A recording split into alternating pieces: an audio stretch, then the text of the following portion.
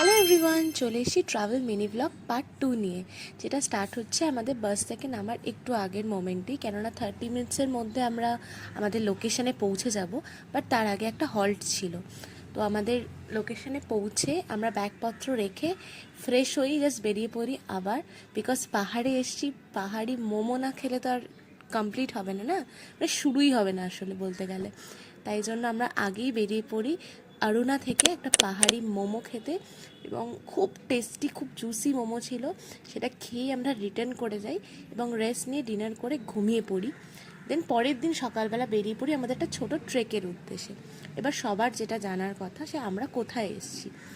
আমরা এসেছি জয়গাঁও, ভুটান বর্ডারের কাছে, আলিপুরদুয়ার ডিস্ট্রিক্টের একটা টাউনে।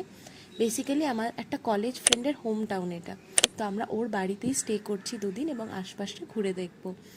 তো সকালবেলাই ওর বাড়ি থেকে 45 মিনিটসের এই ট্রেকটাতে আমরা ফার্স্টেই চলে আসি এই জয়গাঁও ভিউ পয়েন্টটা।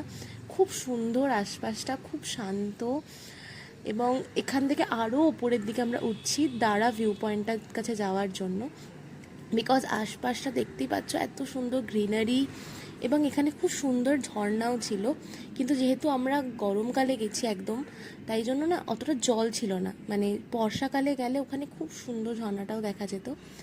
এবং সেই দাঁড়া ভিউ পয়েন্টটা এলে এটা হচ্ছে তার ভিউ, মানে এত সুন্দর হাওয়া দিচ্ছে। একপাশে আমাদের জয়গাঁও টাউনটা, আর একদিকটা ভুটান, আর মাঝখানে তোরসা নদী।